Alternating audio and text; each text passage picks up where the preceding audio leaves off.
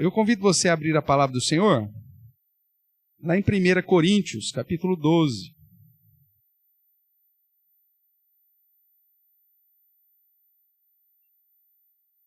Nós temos estudado aí um pouquinho sobre pneumatologia, o estudo do Espírito Santo. Nós já caminhamos bastante aqui e acredito que hoje seja a nossa última aula, né, a última parte aí sobre a questão do estudo do Espírito Santo. Os irmãos estão acompanhando aí na apostila, nós começamos a estudar os textos bíblicos que falam a respeito dos dons carismáticos, né, os chamados dons sobrenaturais.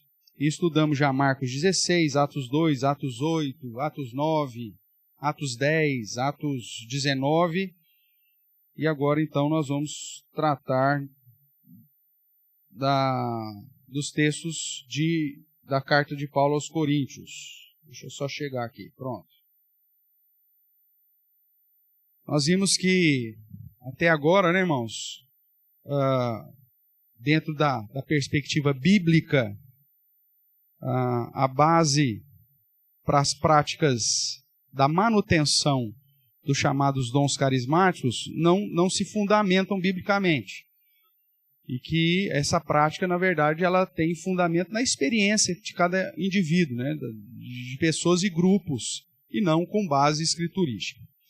E nós vamos hoje dar uma caminhada aqui em 1 Coríntios, capítulo 12, 13 e 14. Então vamos lá, irmãos, entendendo um pouquinho mais aí sobre o texto de 1 Coríntios, vamos começar a leitura aqui, os 11 primeiros versos. Diz assim, pois, a palavra do nosso Deus, 1 Coríntios, capítulo 12. A respeito dos dons espirituais, eu não quero, irmãos, que sejais ignorantes. Sabeis que outrora, quando éreis gentios, deixáveis conduzir-vos aos ídolos mudos, segundo éreis guiados. Por isso, vos faço compreender que ninguém que fala pelo Espírito de Deus, ninguém que fala pelo Espírito de Deus afirma anátema Jesus. Por outro lado, ninguém pode dizer Senhor Jesus, senão pelo Espírito Santo. Ora, os dons são diversos, mas o Espírito é o mesmo. E também há diversidade nos serviços, mas o Senhor é o mesmo. E há diversidade nas realizações, mas o mesmo Deus é quem opera tudo em todos. A manifestação do Espírito é concedida a cada um visando um fim proveitoso. Porque a um é dada, mediante o Espírito, a palavra de sabedoria, e a outro, segundo o mesmo Espírito, a palavra de conhecimento, a outro, no mesmo Espírito, a fé, e a outro, no mesmo Espírito, dons de curar, e a outro, operações de milagres, a outro, profecia, a outro, discernimento de espíritos, a um, variedade de línguas, e a outro, capacidade para interpretá-las. Mas um só, e o mesmo Espírito, realiza todas essas coisas, distribuindo-as como lhe apraz a cada um individualmente. Amém? Então, até aqui. Vamos dar uma relembrada aqui, irmãos, sobre algumas características, né? O principal dom que nós estamos tratando é o chamado batismo no Espírito, com o Espírito, ou do Espírito Santo, com manifestação do chamado dom de línguas. Esse é o principal foco dos nossos estudos. Porém, nesse pacote dos chamados dons carismáticos, nós temos, então, a profecia na perspectiva revelacional, né? Quando você vai em algum lugar, alguém fala, eis que o Senhor manda te dizer. E aí ele traz uma revelação lá. Tal. Você tem fundo branco nos olhos, 2 orelhas, o Senhor manda te dizer. E aí ele traz alguma coisa na perspectiva aí revelacional, né? Geralmente tudo focado na ideia da experiência pessoal, né? Então esse é um. Então o dom da profecia, não no sentido da pregação, mas no sentido da revelação. O dom de cura, né? O dom de línguas propriamente, e essa interpretação não dos idiomas, mas a interpretação dessa glossolalia que a gente tem visto por aí. Então, esse é o pacote, de um modo geral, e operação de milagres, né? Então, esse é o pacote que a gente está tratando, focando um pouquinho mais, obviamente, no dom de línguas. Então, quais as características do batismo no Espírito, segundo os pentecostais, que é quem tem definido isso aí? Então, eles sugerem a seguinte situação. Primeiro, que a experiência desses dons carismáticos é sempre subsequente à conversão. Então, você vai se converter, vai ser um crentezinho normal, né? Normalzinho aí da vida. E aí, depois da sua conversão, em um determinado momento da sua vida, você vai ser revestido com esse batismo que vai ser manifesto através da expressão do dom de línguas, de um modo mais específico. Então, é sempre uma experiência subsequente. Nós já estudamos isso e vimos que, com exceção de Atos 8, que no caso dos samaritanos, eles já haviam se convertido, mas ainda não havia recebido o Espírito Santo por conta daquele momento de transição onde o judeu não se dava com o samaritano e era preciso que os apóstolos referendassem a ideia da conversão dos samaritanos. Então, só depois que Pedro e João vêm a Samaria, ora por eles, é que estes recebem o Espírito Santo. Mas Lucas faz questão de registrar isso lá em Lucas 8, justamente porque não é o normal. Foi uma exceção justamente por conta de suprir a necessidade de unir judeus e samaritanos, uma vez que eles não se davam.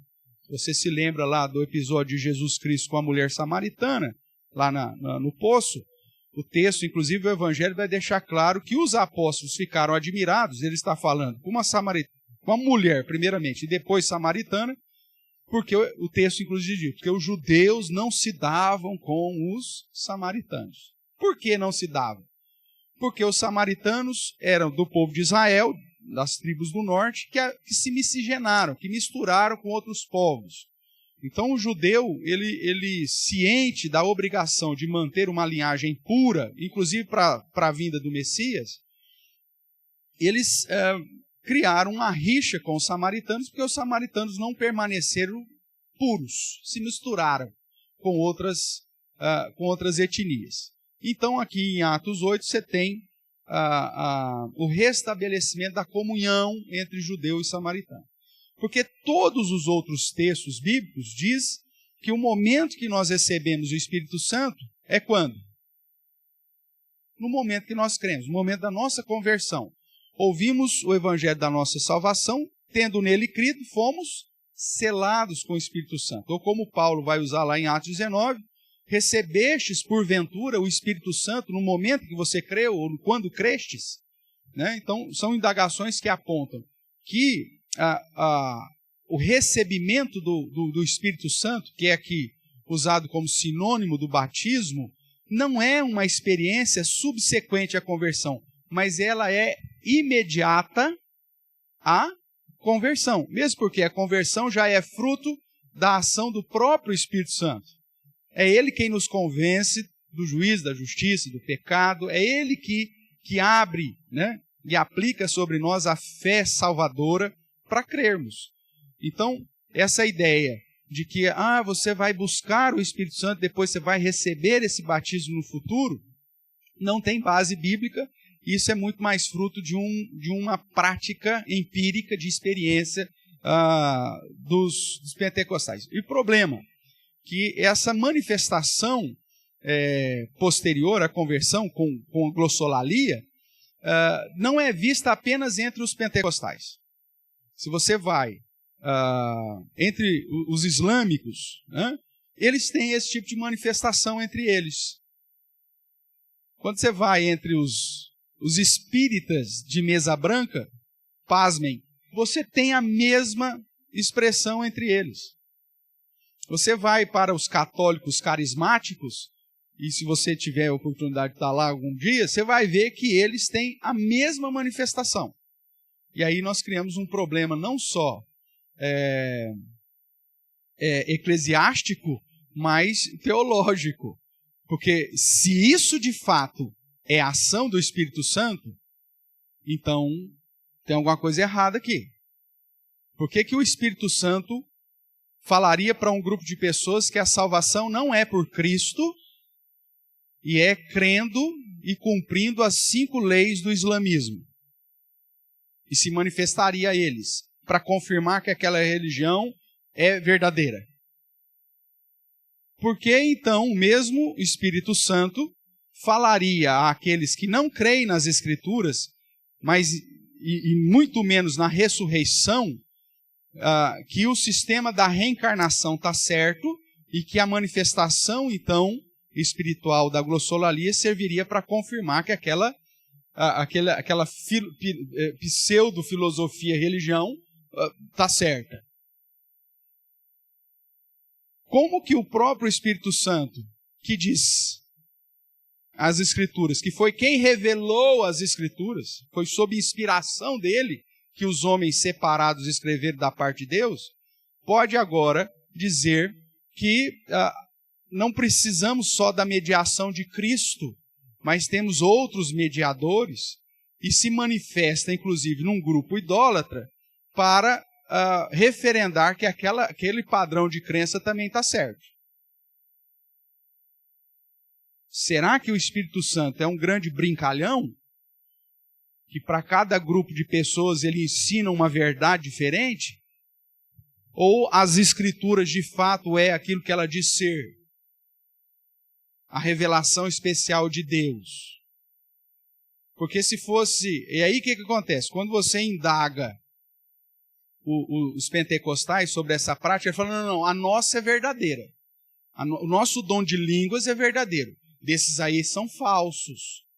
Cara, mas são iguais. É a mesma coisa. Não, mas é o Janes e Jambres, os magos do Egito, querendo imitar a obra de Moisés. Tá bom, meu amigo. Mas quem disse, biblicamente falando, que você é o Moisés e que eles são o Janes e Jambres? Quem me garante pelas Escrituras que vocês não são os Janes e os Jambres da vida? Porque as Escrituras vão dizer que nos últimos dias, tais sinais, prodígios e poderes são feitos segundo a eficácia de quem? De Satanás. Marca aqui, 1 Coríntios 12, vá comigo lá, para quem é novo aí, que ainda não lembra desse texto, vai para Tessalonicenses.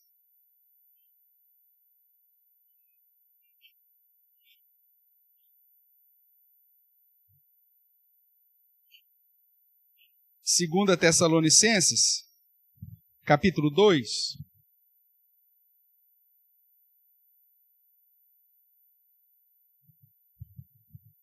Ele vai dizer assim, a partir todo o capítulo 2, mas o verso... a partir do 7, para você entender. Todos abriram? 2 Tessalonicenses 2, verso 7. Com efeito, o mistério da iniquidade já opera, e aguarda somente que aquele que seja afastado, aquele que agora o detém. Então, será de fato revelado o iníquo, a quem o Senhor Jesus matará com o sopro da sua boca e o destruirá pela manifestação da sua vinda. Ora, o aparecimento do iníquo é segundo o quê? A eficácia de Satanás. Com quê? Com todo o poder, sinais e prodígios de mentira, e com todo engano de injustiça aos que perecem, porque não acolheram o quê? O amor à verdade, não acolheram as Escrituras. Esse é o fato. Se você for lá para João 17, o próprio Jesus diz, santifica-os na tua palavra. A tua palavra é a verdade. Então, quando nós não acolhemos com amor a verdade, nós estamos rejeitando as Escrituras, consequentemente rejeitando o próprio Cristo. Verso 11. É por esse motivo, pois, que Deus lhes manda o quê? chamada aqui a operação do erro, para darem crédito ao quê? À mentira, a fim de serem julgados todos quantos não deram crédito ao quê? À verdade. Antes, pelo contrário, deleitaram-se com a injustiça.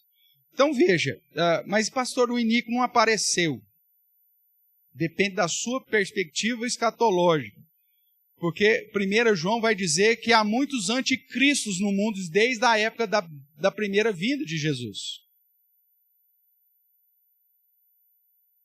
Para aqueles que vão identificar, como Daniel, né, revela também, a sistematização a personificação de um elemento, nós ainda aguardamos alguém, né? Mas para aqueles que creem na perspectiva do sistema, como Apocalipse nos deixa claro, que a nossa luta não é contra um indivíduo específico, mas sim contra um sistema, tanto o sistema da Babilônia, que é o sistema mundo, tanto com a besta do mar, que é o sistema governamental, político, econômico e bélico, quanto ao sistema da besta da terra, que é justamente todos os falsos ensinos, heresias e sistemas religiosos que nos afastam de Deus. Então, nós sabemos que isso já está acontecendo, e acontecendo desde a primeira vinda de Jesus. Ok? Então, os sinais desta era, nós vimos que inicialmente eram usados pelos apóstolos, e você vai fazer uma comparação aqui comigo? Veja aí no verso 9, então, de 2 Tessalonicenses 2. O aparecimento do iníquo é segundo a eficácia de Satanás, com poder, sinais, prodígios e engano, né, lá no final. Mas, basicamente, poder, sinais e prodígios. Tudo bem? Agora volta aí para mim para 2 Coríntios.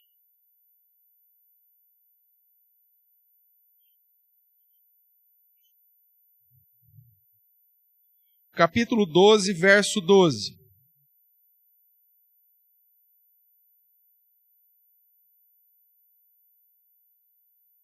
Segunda Coríntios 12, 12. Todo mundo abriu? Então vamos lá. Pois as credenciais do apostolado, Paulo está aqui defendendo que esses sinais eram característica do apostolado, credencial do apostolado, foram apresentados no meio de vós. Paulo falando, minha prova, a prova de que eu sou um apóstolo, foram através das credenciais que eu apresentei. Quais foram as credenciais que ele apresentou? Com toda a persistência por sinais, prodígios e poderes miraculosos. Então veja, a mesma eficácia de Satanás lá de 2 Tessalonicenses. Por que isso? Primeiro, sinais, poderes ou prodígios, a ordem aqui não é importante, aponta para o momento inicial do cristianismo como credencial de apóstolo. Morreram os apóstolos. Acabou o período apostólico. Logo, a credencial de apostolado cessou, já era. Não tem mais apóstolo fazendo sinais, poderes e prodígios. O que começa agora? A operação do erro. A verdade já foi confirmada pelos apóstolos. As escrituras já foram seladas. A verdade já está completa. E aqueles que não amam a verdade, aí vão continuar correndo atrás do quê? Sinais, poderes e prodígios. Que agora, já que não é mais o período apostólico, é operado segundo o quê? A eficácia de quem? Não, mas no nosso caso é diferente. Né? Porque não, aqui é diferente. Só porque escreve lá, essa igreja é do Senhor Jesus, então é diferente. Não, meu amigo. O tempo histórico revelado e apresentado pelas Escrituras é o mesmo. Não importa se acontece entre os muçulmanos, se acontece entre os kardecistas, se acontece entre os católicos carismáticos ou entre os pentecostais. E aí eu já disse que aí qual que é a tentativa da igreja evangélica? Ressuscitar os apóstolos. Porque já que é credencial de apóstolo, o que eles falam? Eu recebi uma revelação e o nosso pastor agora é apóstolo. Aí vem, unge o cara, mesmo dizendo a Bíblia que os apóstolos nunca receberam unção. Você já viu algum momento que Jesus pegou, traga lá o óleo lisa lá, e jogou na cabeça de Pedro? Você viu isso na Bíblia? Não viu. Ou então compra lá, 5 litros, soia, mais barato. E glu na cabeça de João, de Tiago. Você viu isso? Não viu. Só que aí os caras fazem isso nas igrejas evangélicas, porque agora ele foi ungido apóstolo. E aí, então, já que temos apóstolo, nós ressuscitamos junto com os apóstolos os sinais de credencial do apostolado. E aí eles referendam para a igreja que aqueles sinais, prodígios e poderes miraculosos está valendo. Só que está valendo? Biblicamente falando? É lógico que não. Então, cuidado. Então, nós vimos que essa manifestação não tem apoio bíblico no sentido de ser subsequente à conversão, porque vai contra aquilo que a palavra de Deus diz. Volte lá para 1 Coríntios. Nós vamos estudar um pouquinho mais, mas já de imediato aí, leia comigo o verso 13. Ou melhor, vamos ler o 8. O 8. 1 Coríntios 13, verso 8. O amor jamais acaba. Por que o amor jamais acaba? Porque amor não é dom. Amor é virtude. Porque se fosse dom, como nós lemos em 1 Coríntios 12, 11, o Espírito Santo daria individualmente. Alguém poderia chegar e falar assim, eu não recebi o dom do amor, por isso que eu sou assim. Eu não amo. Então, amor não é dom. Apesar da Sociedade Bíblica do Brasil colocar aí em cima do capítulo 13, aí em negrito, esse título aqui foi colocado depois, não é inspirado. E no caso aqui específico foi mal iluminado, inclusive. Ele diz, o amor, o que está escrito aí no seu título? Mentira. Nenhum lugar a Bíblia diz que amor é dom. Porque se fosse dom, Deus não poderia chegar para você e dizer assim, você tem que amar a mim, acima de todas as coisas, e ao teu próximo como a ti mesmo. Você fala, o Senhor não me deu o dom? Porque o dom, segundo a tua palavra, diz que é dado a cada um, conforme o Senhor apraz, individualmente. E se ele deu para todos, então aí deixou de ser dom, passa a ser característica. Então, primeira coisa, o amor não acaba porque amor não é dom. O que eu quero dizer com isso? As virtudes permanecem, mas os dons cessam. Continue a leitura. O amor jamais acaba, mas, havendo profecias no sentido revelacional, o que vai acontecer com as profecias? Claro, o período revelacional terminou, você não tem mais profecia na perspectiva revelacional. Jesus já deu a última profecia, que é Apocalipse, acabou. Ninguém acrescenta mais nada, ninguém tira mais nada. Porque se alguém acrescentar, vão ser acrescentados os flagelos. E se alguém tirar, vai ser retirado da parte que deveria lhe caber. Lembra disso? Então, acabou. As profecias desaparecerão? Sim, por quê? Porque nós temos a Bíblia completa. Tudo, absolutamente tudo, o que você precisa saber está nas Escrituras. Pastor, mas eu tenho uma Brasília verde e eu não sei se Deus quer que eu venda ela para comprar uma variante amarela. Onde está na Bíblia dizendo isso? Não vai ter, mas vão ter princípios que vão te conduzir a saber se é vontade de Deus ou não, ou se você vai glorificar a Deus vendendo ou não sua Brasília verde, comprando a variante amarela. Como? É para ostentação que você está fazendo isso? Porque Brasília já todo mundo tem alguma variante amarela. É ostentação? Então você já sabe que é um princípio que vai contra a Bíblia. O cristão ele não vive para se ostentar. Então você tem princípios bíblicos que vão direcionar até se você vai ter que vender a sua Brasília verde para comprar uma variante amarela. Não, pastor, é que a variante ela é maior. Cabe mais coisa para eu servir na igreja. Ah, então tudo bem. Então você está querendo trocar para poder servir a Deus a mais. Então tudo bem. Você já tem princípios bíblicos que te referendam isso. Agora, se for trocar só para trocar porque o vizinho trocou, aí, meu amigo, você tem princípios bíblicos que já te condenam aquela prática. Mesmo porque a Bíblia diz, quer comais, quer bebais, ou façais qualquer outra coisa, esse qualquer outra coisa está à venda da Brasília Verde, seja feito para quê? Para a glória de Deus. Pronto, você tem um princípio aqui universal. Você não precisa ir num tal, eis que o Senhor manda te dizer. E o pastor, ao mesmo tempo, como ele tem ministério misto, né? Ele não é de tempo integral, ele tem uma garagem de carro. Aí ele diz, eis que eu mando te dizer, venda sua Brasília. Porque ele já tem um cara doidinho para comprar uma Brasília Verde, ele já está de olho na sua Brasília Verde há muito tempo. Aí ele vai te dar a revelação para você vender a Brasília Verde para ele. E venda com graça. Metade do preço. É disso que nós estamos falando, irmãos. Ludibriação. Ai, pastor, mas com o nome de igreja?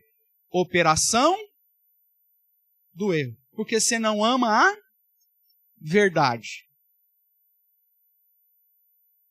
Vamos caminhar mais um pouco. Eles ainda vão dizer que os chamados dons carismáticos é evidenciado inicialmente por falar em outras línguas. Nós vimos na Bíblia que só acontecer manifestação em línguas quando era um judeu evangelizando e batizando um gentil, uma pessoa de outra nacionalidade. Quando Paulo recebe o Espírito Santo da mão de Ananias, porque Deus ordenou dessa forma, ele falou em línguas? Não. Quando os samaritanos receberam o Espírito Santo, eles falaram em línguas? Não. Por quê? Porque tanto os samaritanos quanto os judeus falavam o mesmo idioma. Então não é evidenciado. Porque senão a gente corre o risco de falar, Paulo não recebeu o Espírito, ele não falou em línguas. Ah, mas aqui ele disse que já falou muitas outras línguas. Idiomas. Porque no momento da conversão dele, você não tem o registro dele ter falado em línguas. E é simples, porque Ananias e Paulo, ambos falavam o mesmo idioma. Ainda que no texto verso 8, então nós vimos que as profecias desaparecerão. Continue aí a leitura do verso 8 aqui. 1 Coríntios 13, 8. Havendo línguas, o que vai acontecer com as línguas? Vai ficar todo mundo mudo. Está falando de línguas aqui no sentido dos idiomas, todo mundo. Então amanhã depois, ninguém fala mais nada. É dessa língua que está falando? É lógico que não, está falando do dom. Porque nós estamos dentro do contexto de 1 Coríntios 12, 13 e 14, que falam a respeito de dons. O que vai então cessar? O dom de línguas. Por quê? Era justamente num período que estava servindo para referendar a verdade revelada nos tempos do Novo Testamento, através de Cristo e dos próprios apóstolos. Uma das características da igreja do Novo Testamento é que perseveravam na doutrina dos apóstolos. Passou o período apostólico, meu irmão, você não tem o porquê de ter nenhum outro sinal para confirmar como credencial a verdade.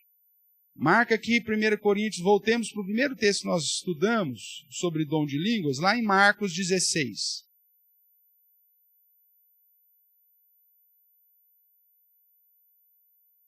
Marcos 16, que nós vimos que os sinais apresentados no verso 17 referem-se aos apóstolos, e lá no verso 20, vou ler o 19 e o 20 aí de Marcos 16.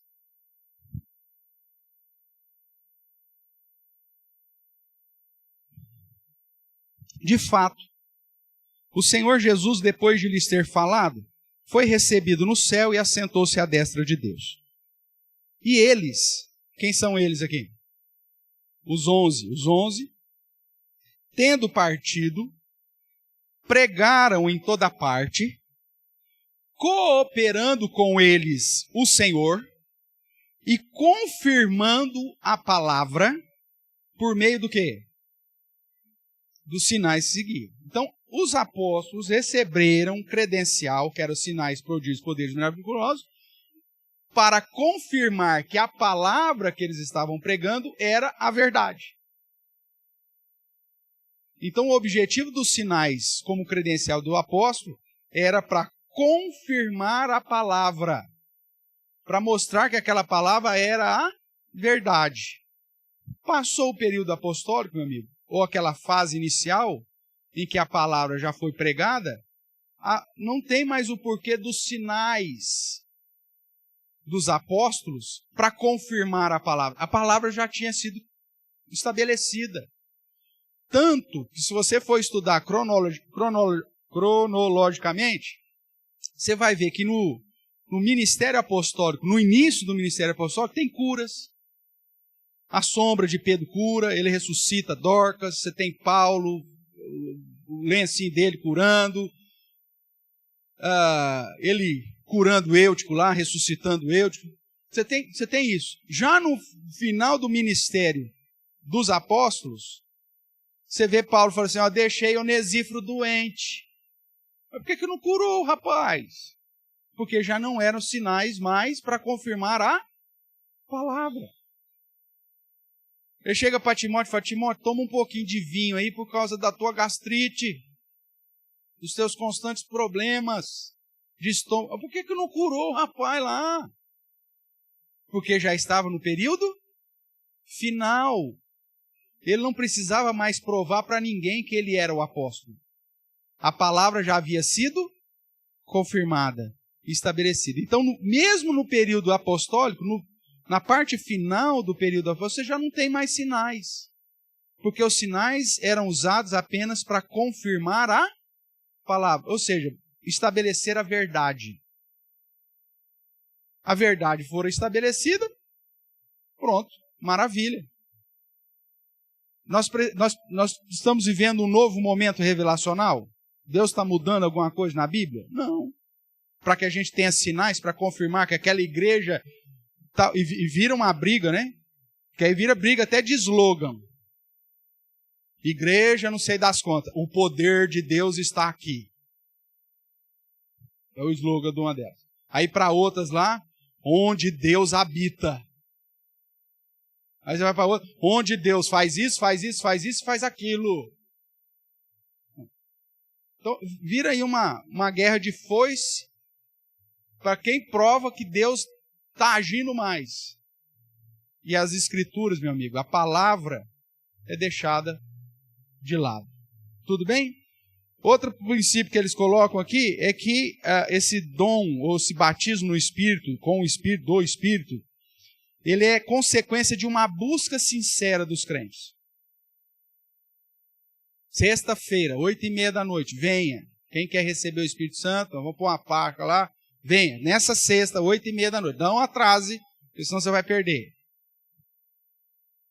A Bíblia inteira, toda vez que fala da descida do Espírito Santo sobre as pessoas, era algo inesperado. Estavam lá os apóstolos reunidos, esperando, sentados, ou seja, batendo papo. E aí, será que vai demorar muito? Jesus falou que não depois de muitos dias, né? O que será que acontece? De repente, diz o texto, puf, caiu. De repente caiu sobre eles. Você está lá em Atos 10, Pedro pregando o evangelho para Cornélio e a sua família. O texto diz, puf, caiu. Pedro ainda falava essas coisas quando, pum, caiu. Pedro estava lá, gente, vamos buscar o Espírito Santo. Começa a fazer glória. Glória, glória, glória, glória, glória. Não tinha nada disso. Ele estava pregando o evangelho. Põe a mão na cabeça do seu irmão e fica falando na orelha dele aí. Glória, glória, glória, glória, glória. Até ele falar alguma coisa. Não existe isso em lugar nenhum das Escrituras. Tudo isso é manifestação emocional. produzido, não dos céus. Do microfone do cara que está falando. Ou do paletó. Eu tenho para comigo que aqueles caras nunca lavaram o paletó, por isso que o povo cai. Né? Nunca mandou para lavar a seco, porque o cara roda o paletó assim, é um trem que ninguém aguenta o cheiro, e ó, vai só... O que é isso, pastor? Emocionalismo. Nem na época de Jesus Cristo foi assim a descida do Espírito Santo sobre os povos. Era algo consciente. Eles começavam a pregar, a anunciar as grandezas de Deus. Não ficava grudado na parede, caído para o chão, babando, tremendo, nada disso. Então, biblicamente falando, não temos base para isso, tá bom? Mas vamos lá, e aqui, será que em 1 Coríntios 12, 14 nós temos? Então, antes de entrarmos aí propriamente no tema, é necessário relembrar o que motivou Paulo a escrever a carta. Primeiro, a igreja plantada por Paulo na segunda viagem missionária. Então, ele tinha toda a autoridade para puxar a orelha dessa turma aqui. A igreja estava passando por vários problemas doutrinários. Até divisão. Lembra capítulo 3? Eu sou de Paulo, eu sou de Apolo, eu sou de Cefas. Até isso.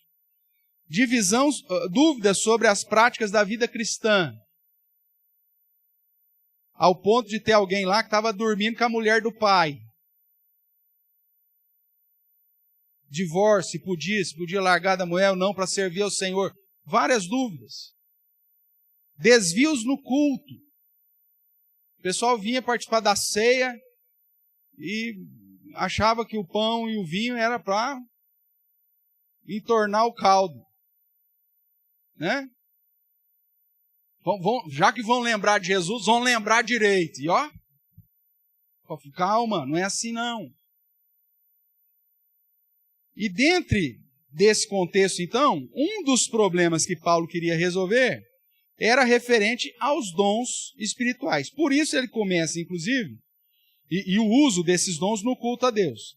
Por isso ele vai apresentar algumas características e ele já vai começar, volte lá para 1 Coríntios 12, falando para os irmãos o seguinte, eu vou explicar sobre os dons espirituais para que vocês não sejam o quê? Qual que é o termo que ele usa aí? Ignorantes. Para que vocês não fiquem aí achando que é coisa diferente. Então esse é o objetivo dele. Ele diz primeiro, do verso 4 a 6, que os dons são diversos. Se os dons são diversos, irmão, por que Deus daria só um dom para a igreja inteira? O dom de língua, porque todo mundo tem que falar em língua, segundo a visão pentecostal.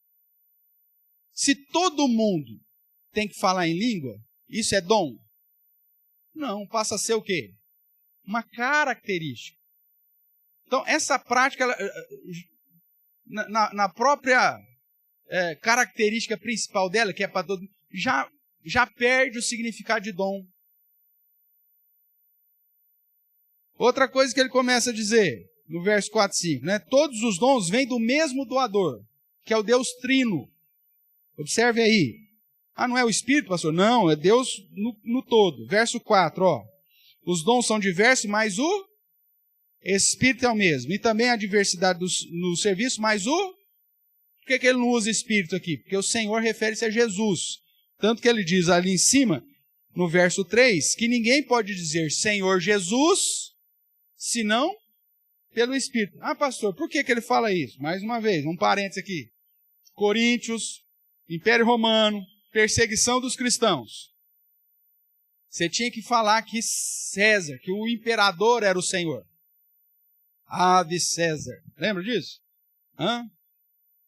Quem falasse, não, César não é o imperador, ele não é o Senhor, era passivo do quê? Morte. Então, num contexto desse, você chegar e falar publicamente, Jesus é o Senhor, você está correndo risco do quê? De morte. Só quem for muito crente, só pelo Espírito Santo, é que você, dentro de um contexto de Império Romano, de perseguição aos cristãos, as pessoas falam, O imperador é o Senhor? Você fala, Jesus é o Senhor. Pronto. Corta a cabeça desse infeliz. Era isso. Então, só quem tinha muita convicção, ou seja, pela própria ação do Espírito Santo, é que poderia dizer, Jesus é o Senhor. Não é igual hoje. Ai, pastor, eu fui ali, o moço falou, Jesus é o Senhor.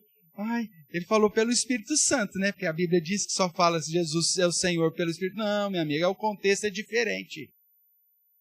Hoje qualquer um fala que Jesus é o Senhor. Mas está correndo risco de vida por isso? Não. Então, não é disso que Paulo está tratando aqui.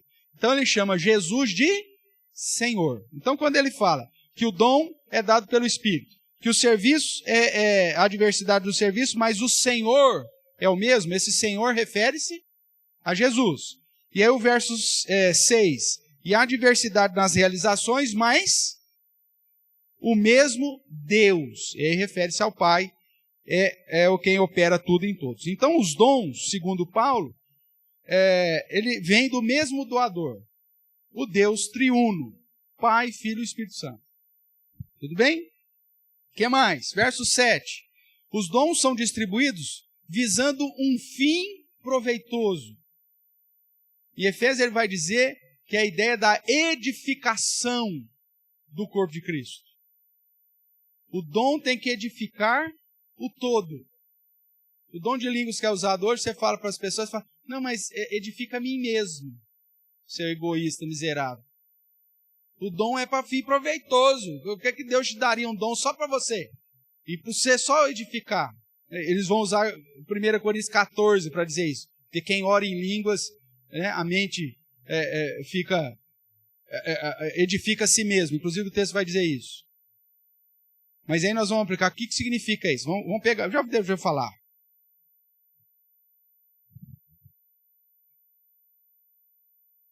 Vai eu lá para Mongólia. Alguém fala alguma palavra em mongolês? Muito menos eu. Tá bom?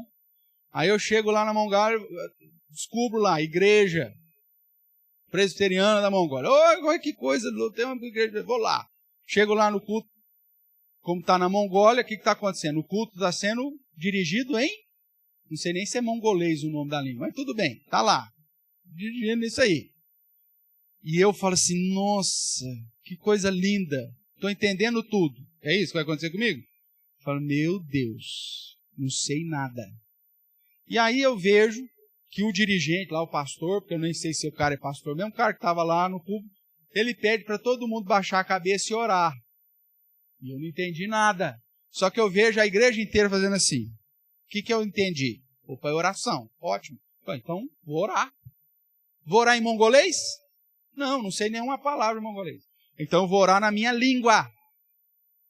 E eu começo a orar em português. E estou lá, ô Senhor, obrigado que eu estou aqui. Abençoe esses irmãos. Não estou entendendo nada, mas o Senhor conhece todas as coisas. O Senhor sabe, se aquele homem ali for o pastor mesmo, ó Senhor, né, abençoa a vida daquele homem, cuida dele, tal. Abençoa essa igreja, estou vendo que ela está meio caída, levanta recursos para esse povo aqui. Estou orando em português. O mongolês do lado está ali, de orelha espichada, ouvindo eu orar. Ele está sendo edificado? Quem que está sendo edificado? Eu. Porque quando você ora no seu próprio idioma, você edifica a si mesmo. É nesse contexto que Paulo vai estar dizendo lá em 1 Coríntios 14, que quem ora em línguas, ou seja, na sua própria língua, edifica a si mesmo. Agora imagine, pega qualquer pentecostal aí, põe o cara lá, vai, ora em língua, aí o cara, oh, xiribiri, canta, lá, basteriana, vai. Aí você fala assim, e aí? O que aconteceu? O que significou essa oração? Você falou, não, isso aí só edifica o meu espírito. E eu não sei nada, mas o meu espírito é edificado. Não, e a sua carne? Vai continuar tentada? Vai continuar inclinada para a carne? Porque só edificou o espírito? Apesar da sua essência dicotômica, o negócio é separado? Por isso você pode pecar na carne, porque o espírito tá bom, mas a carne é fraca. Usa esse versículo, inclusive, para referendar a prática pecaminosa, totalmente fora do contexto. Você é um ser só, meu amigo. Não é com essa glossolalia que você está edificando seu espírito. Quando Paulo diz isso, está tratando de idioma. E mesmo eu lá na Mongólia, por aquilo que eu vi da igreja, pela situação, eu orando na minha própria língua, eu saio dali edificado, porque eu orei pelos irmãos. É simples assim. Nada de sobrenaturalidade. Mas vamos lá, vamos caminhar. Esses dons visam sempre um fim proveitoso. O verso 11, que nós lemos também, vai dizer que o Espírito, ele faz como lhe apraz. O que é algo que lhe apraz? Que lhe traz prazer. Ou seja, ele é livre para conceder o dom que ele quer a cada um. Aí a pessoa fala, não, você tem que buscar. Você fica ali, ó, martelando no Espírito Santo até ele te dar. É igual aquela criança chata na festa de Cosme e Damião, que quer o doce de morango. Eu sei que você nunca foi em festa de Cosme e Damião, espero, né? Mas vamos lá. Então, ou na EBF, vai, para eu trazer para sua... Você está lá distribuindo o lanchinho da EBF, e nós pedimos para cada família trazer um bolo. Falou, ó, gente, bolo simples. Só que aí tem uma irmã sempre mais abençoada, trouxe um bolo todo decorado. Só tem 10 fatias daquele bolo. Sem criança. Eu falei, cara, nós pedimos um bolo simples, para não dar briga. Aí vem essa aqui, tem confete em cima, que explode na boca. São uns trem assim. Aí, beleza. Aí a criança vê os 100, 200 olhos. Está lá passando a irmã com a bandeja, tem os bolinhos tudo de forma, sem cobertura. Mas aí, de repente, entra uma forminha dos bolos da irmã chique, que quis ser diferente, abençoada, né? Os 200 olhinhos. Aí a tia fala, então, quer um bolinho? Só tem 10 pedaços. Aí a criança fica ali, insistindo. Vai ter 90 crianças que vai ficar? Não adianta você pedir, meu amigo, só tem 10. A melhor coisa que você poderia ter feito é não distribuir esse bolo. Deixa esse bolo lá, dá para a equipe depois. Só que aí a irmã vai falar, nossa, você tem seu bolo. A mulher da cozinha escondeu. Não deu. Porque ela chega em casa e vai perguntar pro neto, você comeu o bolo com os confetes explosivos? Aí o netinho fala, não, nem vi, nem sei que existe esse bolo. Aí pronto, na outra segunda-feira o gabinete do pastor está lá, a véia, do bolo, do confete. Não é assim que acontece na igreja? Porque ela não entendeu que alguém teve a sensatez de nem distribuir, porque não ia dar para todo mundo. Mas adianta a criança ficar pedindo? Não, se for uma pessoa sensata, fala, ó, esse aqui não, todo mundo vai comer o igual, para não dar briga. Só que tem gente que acha que é assim que funciona, que você vai ficar brigando com o Espírito Santo, ele diz que concede segundo o prazer dele, visando um fim proveitoso, mas se você ficar ali perturbando, ele vai te dar. Não, meu amigo, pode ser que alguém lá do departamento infantil, chama o pidão, leva lá escondidinho e dá o pedaço para ele. É porque você também é pecador, miserável, coração corrupto, enganoso. Mas o Espírito Santo não é isso, não. Não adianta você ficar perturbando ele, que ele não vai te dar aquilo que ele não preparou para te dar. É como lhe apraz, não é como te apraz. Não é segundo o teu prazer, é segundo o prazer dele. Tudo bem até aqui? Vamos lá. No verso 12 a 30, nós não lemos, mas eu acredito que você já leu, eu vou falar da unidade da igreja, um só corpo, aquela coisa toda.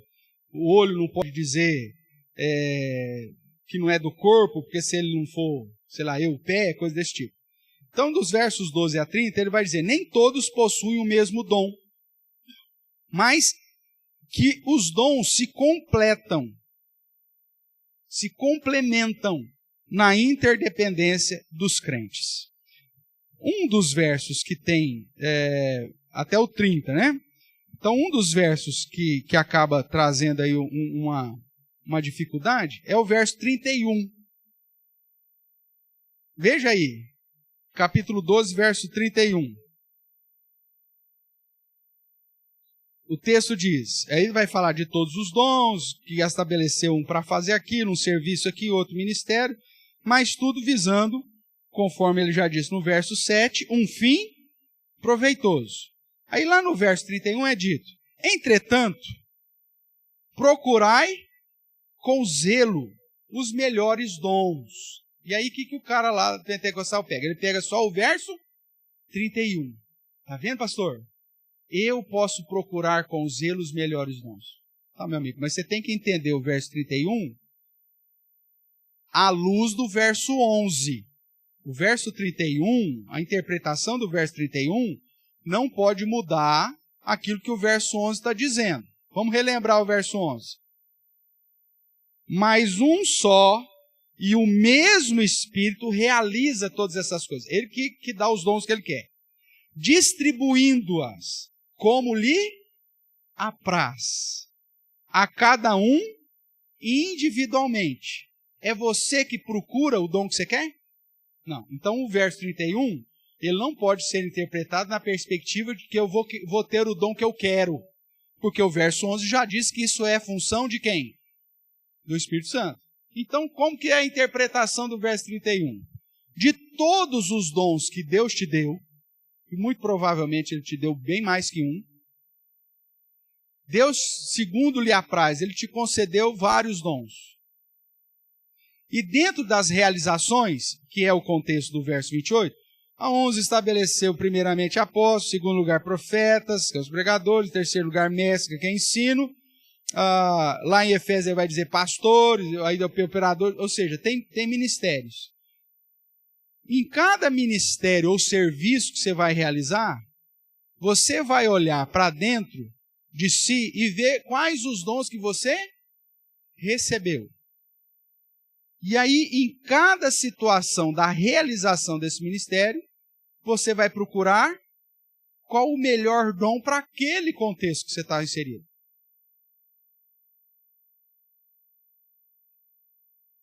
Eu recebi o dom de ensino e recebi o dom de socorro. Maravilha, que bom, Deus te abençoe aí. Recebeu dois dons. Ótimo. Tá. Aí chega alguém para você e fala assim, meu irmão, estou passando uma necessidade em casa, não tem gás, não tem nada, rapaz, perdi o emprego, o seguro-desemprego já acabou há 3 meses, não estou conseguindo nada, não tem pai, não tem mãe, não tem irmão, sou sozinho nesse mundo, estou passando um aperto lascado. Aí você fala assim, que dom que eu uso? O do ensino ou do socorro? Aí você fala assim, então senta aqui que eu vou te ensinar sobre o sofrimento. Porque você tem o dom do ensino, olha que maravilha. Aí você pega o irmão que já está há 3 meses lá numa pindaíba daquelas, não tem o que comer em casa, 3 barrigudinhos para sustentar, e aí você fala assim, eu vou usar o dom do ensino com esse irmão. Irmãos, a Bíblia diz que o sofrimento nos conduz para perto de Deus. E aí você vai começar a usar o seu dom do ensino para falar sobre a realidade do sofrimento. Você tem que olhar para as coisas do céu, meu irmão. Porque a Bíblia diz para você olhar para o céu, pensar nas coisas celestes. Não só de pão viverá o homem. Tudo bem? Estou sendo claro aqui ou não? Procurai com zelo os melhores dons. Nesse caso, qual que é o dom que eu vou usar? O de ensino ou o de socorro que eu tenho? Olha só que coisa linda. É isso que Paulo está ensinando para a gente. Procurai com zelo os melhores dons, que na hora que você for aplicar o seu dom, meu amigo, você vai olhar para aqueles que você recebeu e visar um fim proveitoso. É mais proveitoso naquele momento socorrer ou ensinar? Socorrer. E aí ele começa ainda no verso 31, porque o verso 31 não acabou. Mais uma vez, o infeliz lá da Sociedade Bíblica do Brasil lá dividiu o versículo, inclusive. Eu ainda vou encontrar esse cara, nem se for no céu. Ele diz assim, entretanto procurai com zelo os melhores dons.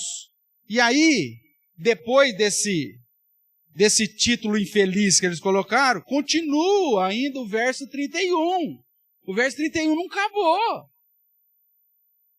Ele diz, entretanto procurai com zelo os melhores dons, e eu passo a mostrar-vos ainda um caminho sobremodo excelente. E aí o que ele vai dizer? Que dentro dessa escolha que você vai usar do dom, o caminho excelente, que ele vai começar a tratar no capítulo 13, é que você tem que exercer esse dom, que você já identificou que é o melhor, com amor. Então vem o irmão necessitado, você tem o dom de ensino, o dom de socorro. Você vai avaliar e fala, é o dom de socorro, que é o mais importante para esse momento. Aí você vai falar, você pega lá 50 centavos, fala, então vai, compra lá alguma coisa. É assim? Não, meu amigo. O caminho mais excelente é que agora você vai pegar esse dom do socorro e você vai aplicar esse dom do socorro com excelência. Por isso é um caminho mais excelente. Tudo que você for fazer na perspectiva de dom, você vai fazer com excelência. É o caminho mais excelente. E fazer com excelência significa fazer com amor. Que é virtude, não é dom. Você não vai fazer por peso. Você não vai fazer, ai meu Deus, o pastor inventou moda, agora jogou para mim, eu vou ter que fazer. Não! Você vai fazer aquilo que é o seu dom, você está visando um fim proveitoso, você sabe que o Espírito Santo te concedeu aquilo, e você vai fazer aquilo com amor, porque é o caminho mais excelente. Vamos imaginar que Paulo vai tratar disso no capítulo 14. Nós vamos imaginar, nós estamos aqui no estudo bíblico. Nós viemos aqui na escola bíblica dominical. Se é escola e se é bíblica, pressupõe que nós estejamos aqui estudando a Bíblia. Pelo menos é o que tinha que acontecer. É o mais sensato. Aí eu olho, imaginemos, eu olho para dentro de mim e falo assim, quais os dons que Deus me deu?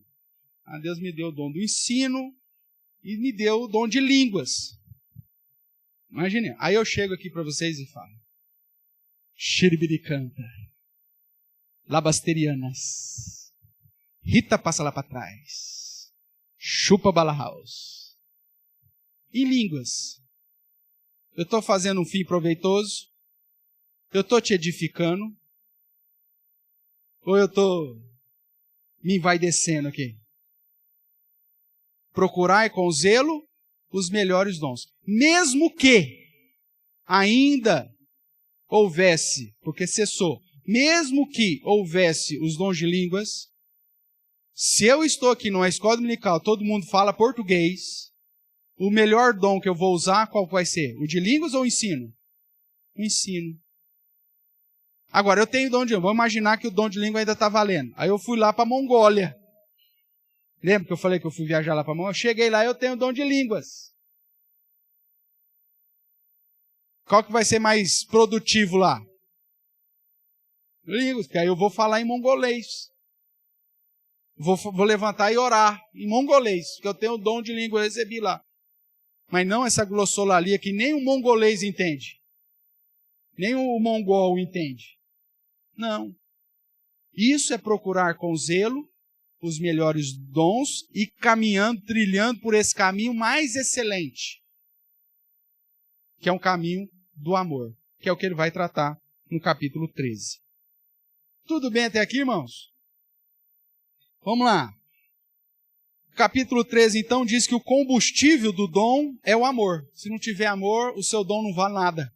Porque não edifica, porque não visa fim proveitoso, porque não glorifica a Deus. É simples assim. Que devem ser utilizados com amor e por amor. Esse é o foco do capítulo 13, inclusive dizendo que o dom de profecia, o dom de línguas, cessariam. Não é isso que ele fala? Nós lemos aí? O amor jamais acaba, havendo profecias, desaparecerão. Havendo línguas, cessarão. Havendo ciência, passará. Ciência aqui como dom de conhecimento. Passará. Por quê o dom de conhecimento passará? Porque o dom de conhecimento, naquele momento, eles não tinham a Bíblia completa.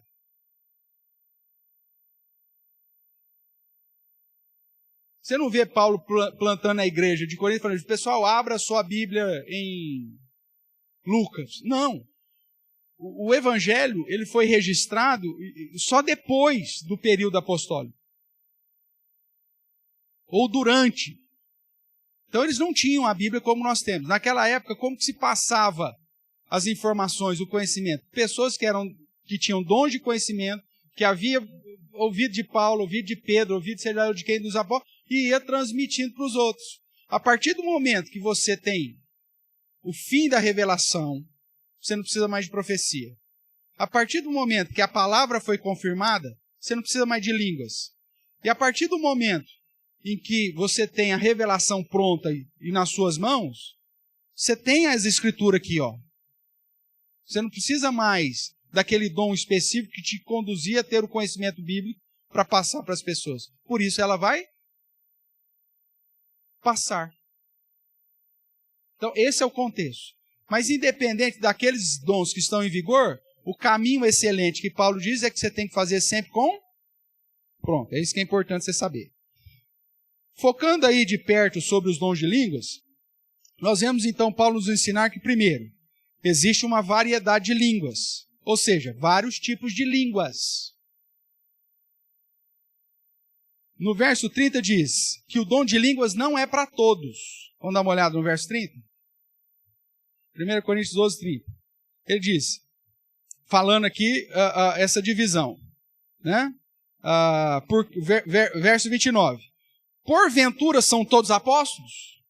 Ou todos profetas? São todos mestres? Ou operadores de milagres? Têm todos dons de curar? Falam todos em outras línguas? Ou seja, ele nos ensina que essa aqui, como sendo um dom, não é para todo mundo. Dentro da igreja pentecostal, o dom de língua tem que ser o quê? Uma característica para todo mundo que recebeu o Espírito Santo. Tanto que eles fazem isso. Quem não fala em línguas não tem o batismo com... E é considerado um crente de segunda linha. Ah, você não é espiritual, né? Você não fala em línguas, né?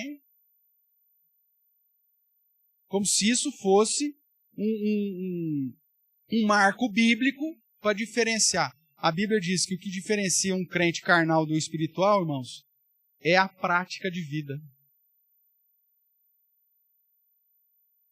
É o jeitão de viver, é a sua ética, são as suas obras, a motivação delas. Não é manifestação sobrenatural. Então ele diz que o dom de línguas não é para todos, pois se fosse, como eu já falei, deixaria de ser dom, passaria a ser uma característica de todo cristão. No capítulo 13, então, não serve para fundamentar que as línguas que vemos hoje, ou que eram naqueles dias, fossem línguas de anjos, que é assim que começa o capítulo 13, né? Veja aí. Ainda que eu fale as línguas dos homens e dos anjos, veja, ainda que eu fale, é uma hipótese. Paulo afirmou em algum lugar que ele falava todas as línguas dos homens? Paulo afirmou em algum lugar que ele falava a língua dos anjos? Não, ele está colocando como uma suposição. Mesmo que eu falasse todos os idiomas, e mesmo que eu falasse até na língua dos anjos, se eu não tiver amor, o foco aqui é que você pode ter o dom num grau absurdo, mas se você não exerce esse dom do grau absurdo com amor, o seu dom não vale nada. Nossa, o fulano tem um dom de misericórdia, que coisa fantástica. O cara, nossa, ele tem uma sensibilidade. Mas se ele não faz com amor, não vale nada. Tudo bem? Então é só isso. Ele nunca disse que falava. É uma suposição aí, uma hipótese. O verso 8 diz que as línguas cessariam, e cessaram. O período apostólico já terminou e faz tempo. Só o pessoal aí que não sabe. E aí, entrando no capítulo 14, vamos dar uma olhada aí no capítulo 14, verso 2.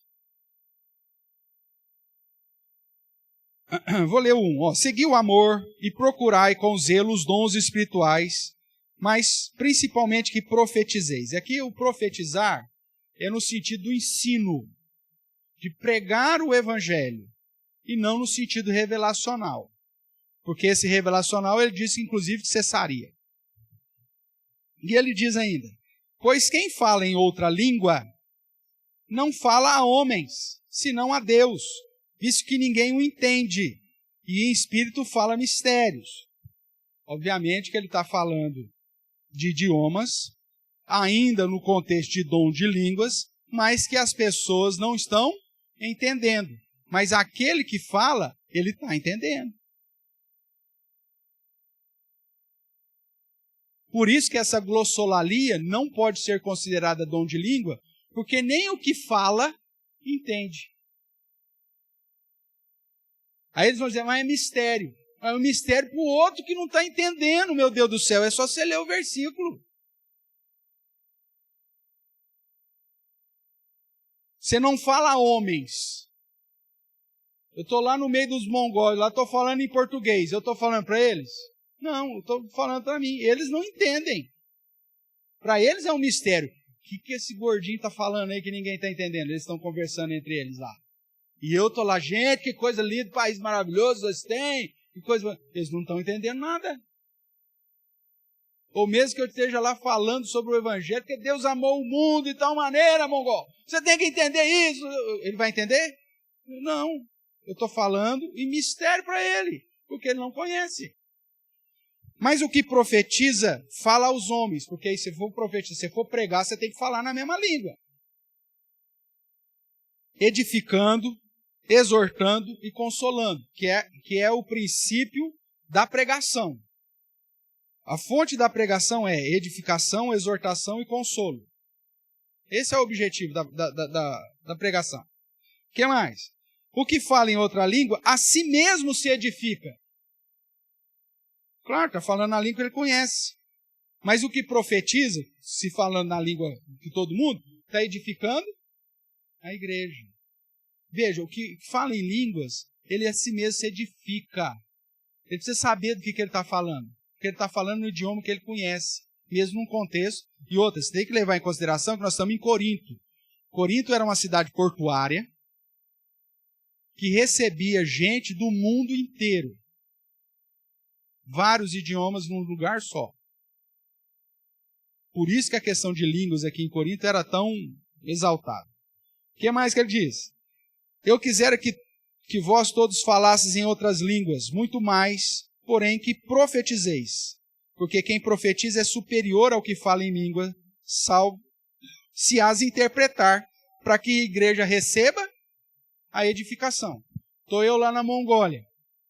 Aí me dão uma oportunidade para pregar, eu estou pregando em português. Não está edificando ninguém. Com exceção se eu traduzir, se eu interpretar o que eu estou falando para o mongolês. Aí eu estou edificando a igreja. Sempre o foco, irmãos, é visando um fim proveitoso. É a edificação da igreja. É a exortação da igreja, é o consolo da igreja. O dom de língua, na perspectiva bíblica, era sinônimo de idioma. E um idioma que pode ser traduzido para edificar. Essas manifestações que a gente vê aí pelas igrejas, é sempre o cara que ora em língua, é sempre a mesma frase. Aí levanta um outro baguá lá do lado, aí ele interpreta. Eis, o irmão está dizendo, eis que o Senhor manda te dizer. Aí o cara lá, e que ele vai cuidar de você. Tá, no outro culto da outra semana, é a mesma fala do cara, é a mesma frase. Aí levanta um outro bagualito lá e fala, eis que o Senhor manda te dizer, vais e não peques mais. Oh, mas não é a mesma frase? Oh, mas é mistério. Ah, para com isso, cara. A gente já é alvo de chacota pelo simples fato de servir ao Senhor. Vocês vão ainda dar mais margem para os outros chamar a gente de louco? É isso que Paulo vai falar aqui. Continue aí. Verso 6. Agora, porém, irmãos, se eu for ter convosco falando em outras línguas, em que vos aproveitarei? Se vos não falar por meio de revelação, ou de ciência, ou de profecia, ou de doutrina, você vai saber o que eu estou falando? Se eu estou falando uma língua que você não conhece? Fala, nossa, você viu que doutrina que o pastor trouxe hoje? Falou em mongolês com a gente. Mas você não sabe nem o que é o mongolês. Ou então você viu a revelação que ele trouxe, ou o conhecimento que ele trouxe. Se eu não falar na sua língua, você não vai entender nada. É assim que instrumentos inanimados, como a flauta ou a cítara, quando emite sons, se não derem bem distintos, como se reconhecerá o que se toca na flauta ou cítara? Pois também se a trombeta der som incerto, quem se preparará para a batalha? Assim vós, se com a língua vos disserdes palavras compreensíveis, como se entenderá o que dizeis? Porque estareis como se falasseis ao ar. É justamente o que nós vemos hoje aí, né? Essa glossolalia. O cara fala, está falando ao ar. Há, sem dúvida, muitos tipos de vozes no mundo. Nenhum deles, contudo, sem sentido. Porque tudo faz parte de um idioma específico, e tem um sentido num determinado idioma. Se eu, porém, ignorar a significação da voz, serei estrangeiro para aquele que fala, e ele estrangeiro para mim. Está falando de estrangeiro, está falando de nações, está falando de línguas, está falando de idiomas. Assim também vós, visto que desejais dons espirituais, procurai progredir para a edificação da igreja. Esse é o foco. Edificar a igreja. Pelo que o que fala em outra língua deve orar para que a possa interpretar. Porque se eu orar em outra língua, o meu espírito ora de fato. A minha mente fica infrutífera. No sentido que, porque eu não estou passando informação para ninguém, eu não estou edificando ninguém, ou seja, aquilo não é proveitoso de modo nenhum. Não é que eu fique em transe. Mente infrutífera no sentido de transe. Mas se eu estou falando ao ar, ninguém está entendendo, não tem nem como eu conectar o que eu quero de fato ensinar. Imagina você chegar aqui na escola dominical, mesmo em português, eu estava falando para mim mesmo. Não estou preocupado com um texto específico para estudar, um tema específico para estudar. Estou aqui falando, como se fosse o homem da cobra. Fala, que nem mais com a boca. O que vai proveito, vai trazer isso? Nenhum. O que mais que ele diz? Que farei, pois? Orarei com o espírito, mas também orarei com a mente. Justamente para a mente não ficar infrutífera. Você tem que ter um negócio racional. Cantarei com o espírito, mas também cantarei com a mente. E se tu bem dizeres apenas em espírito, como dirá um indouto amém, depois da atuação de graças? Se eu orar, xiribi, canta. Amém, irmãos? Amém o quê? Sei lá eu o que você falou? Não sei se eu posso concordar com isso. É simples assim. O que mais? Visto que não entende o que dizes, verso 17, porque tu de fato dás bem graças, mas o outro não é edificado. Dou graças a Deus porque falo em outras línguas, mais do que todos vós. Por quê? Paulo falava, no mínimo, hebraico, aramaico, grego e latim.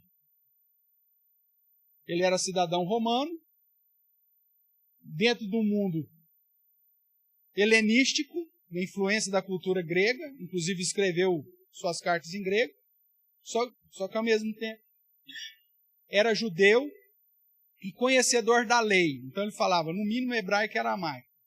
No mínimo 4. O pessoal aqui de Corinto, provavelmente cada um falava lá 2 idiomas. Porque para viver naquela época você tinha que falar o seu idioma materno e no mínimo o grego. Senão você não fazia nada. Tudo bem? Mas ele diz, eu falo mais. Aí ele diz assim, contudo, verso 19, prefiro falar na igreja 5 palavras com o meu entendimento para instruir outros, a falar 10.000 palavras em uma outra língua.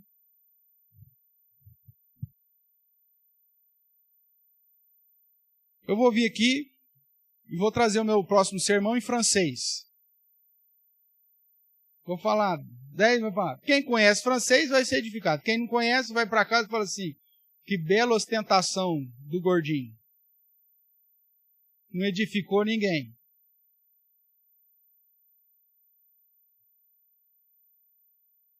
O que esse homem quis fazer hoje? Vai edificar alguém? Não vai. E aí Paulo faz uma comparação aqui, que você dividir isso aqui, 10.000 por 5, é isso que ele faz aqui?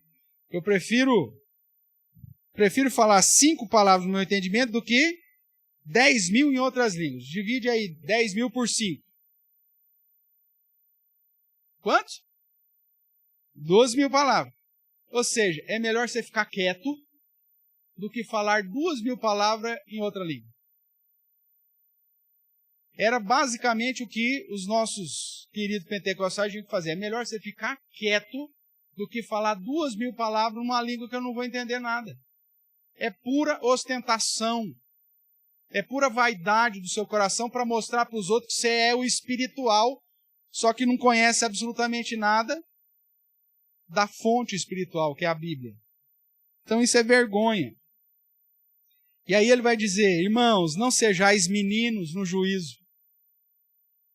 Na malícia, sim, sede criança. Quanto ao juízo, sede homens amadurecidos. Na lei está escrito, falarei a esse povo por homens de outras línguas e por lábios de outros povos. E nem assim me ouvirão, diz o Senhor. Agora vão falar na própria língua deles? Não, é que vão vir estrangeiros. Hoje, por exemplo, os gentios, nós, você, talvez tenha mais conhecimento das Escrituras do que o próprio judeu. Hoje, um cristão que estuda a Bíblia, ele tem mais condição de chegar para um judeu e ensinar daquilo que o Antigo Testamento estava apontando para Cristo. Só que mesmo assim o judeu não te dá ouvido. É disso que Paulo está falando. Não de glossolalia. Então vamos para finalizar, irmãos. O foco é sempre a edificação de quem fala, a edificação da igreja que ouve. As línguas são inferiores quando comparada à profecia no sentido de pregação. O dom da língua não é essencial se usada sem propósito. E é constituída um sinal para os israelitas incrédulos e não para os crentes. Veja aí o verso 22. De sorte que as línguas constituem um sinal não para os crentes, mas para os incrédulos. Mas a profecia não é para os incrédulos, e sim para os crentes. Quando eu prego no seu idioma, eu estou edificando os crentes. Mesmo que eu estou falando em outras línguas e estou pregando a respeito das Escrituras, isso serve de sinal para o judeu que fala, caramba, esse cara é brasileiro, ele está falando da lei do Senhor melhor do que um judeu. Mas esse judeu continua incrédulo. O que mais que vai dizer? Gera inconvenientes quando usado sem propósito. Veja aí verso 23. Se, pois, toda a igreja se reunir no mesmo lugar e todos se puserem a falar em outras línguas, cada um no seu idioma, no caso de entrarem indoutos incrédulos, não dirão porventura que estáis loucos? Imagina, cada um falando uma língua diferente, uma glossolalia. O cara que entra na igreja, visitante seu, você trouxe, chega na igreja, tá todo mundo lá, um glória, outro não sei o que, tá lá. O cara fala assim, rapaz, é tudo normal aqui? Vocês põem remédio na caixa d'água? Como que é a situação aqui? É tudo doido assim mesmo? Os nossos dons precisam ser feitos com amor para edificação, irmãos. 27, deve vir acompanhado sempre de intérprete. Se você não sabe interpretar o próprio idioma, tem que ter alguém para interpretar. Sem a presença de um intérprete, que se cale.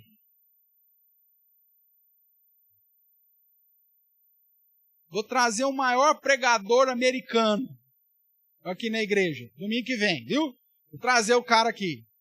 Aí chega aqui, alguém sabe interpretar, irmão? Traduzir? Não, ninguém sabe. Então já fica quieto. Pô, mas você trouxe o maior pregador. Mas ele não sabe falar português e não tem ninguém para traduzir. O que adianta? Nada. Não edifica ninguém. Há uma ordem e nunca confusão na utilização dos dons. Quando você vai para um culto que está tendo essa glossolalia, você fala assim, nossa, que coisa ordeira. Qual que é o sentimento? Você já foi a alguma igreja que tem oração de língua e todo mundo em conjunto? É ordeiro ou é bagunceira? É uma loucura. As mulheres não podiam nem falar na igreja. Seria vergonhoso. Hoje você vai nas igrejas pentecostais, parece aquelas árabes com gralha na língua.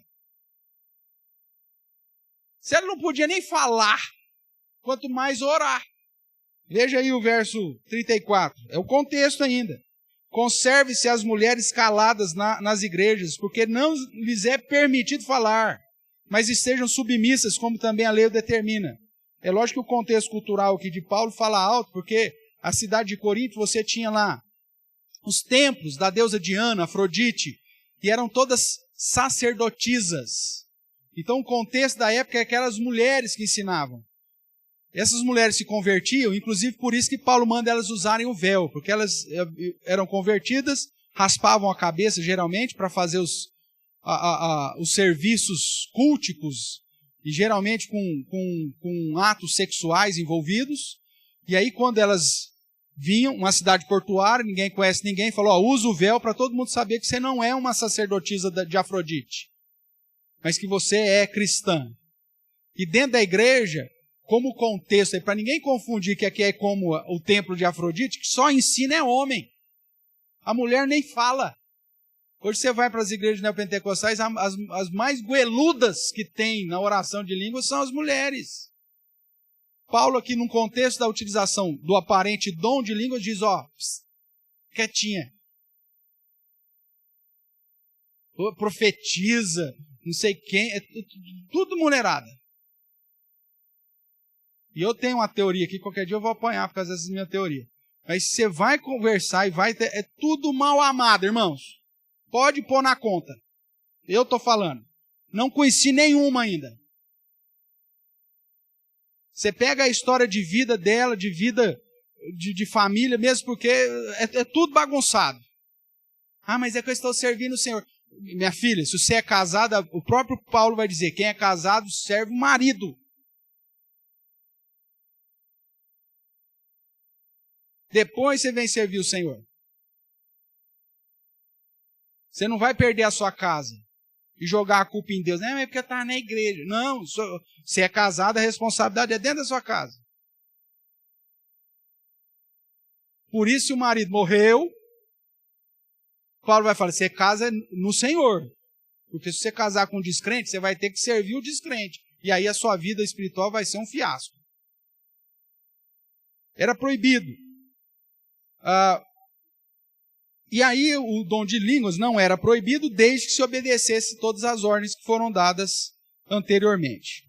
Para terminar, irmãos, né? Nosso tempo já passou. Nós podemos observar o seguinte, que segundo 1 Coríntios 12, 13 e 14, os dons que são utilizados hoje também não se sustentam. Não se sustentam. Não tem base bíblica para eles. Nem a execução e nem o modo que se utiliza eles. Mesmo porque, dentro de um contexto de igreja pentecostal, o dom de línguas passou a ser uma manifestação de diferenciação de crentes. Só aqui você já perdeu o amor. O fulano até que fala bem, mas ele não pode pregar porque ele não fala em línguas.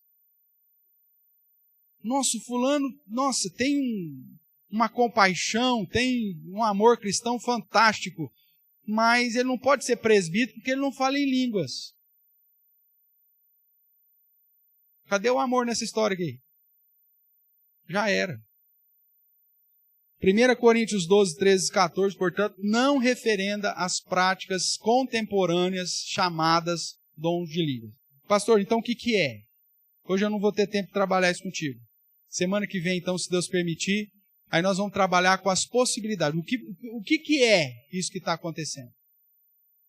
Eu imaginei que a gente fosse terminar hoje, mas não deu tempo. Semana que vem, você quer saber o que é, então, que está acontecendo hoje nas igrejas por aí, segundo a visão bíblica, aí a gente arremata semana que vem, se Deus permitir.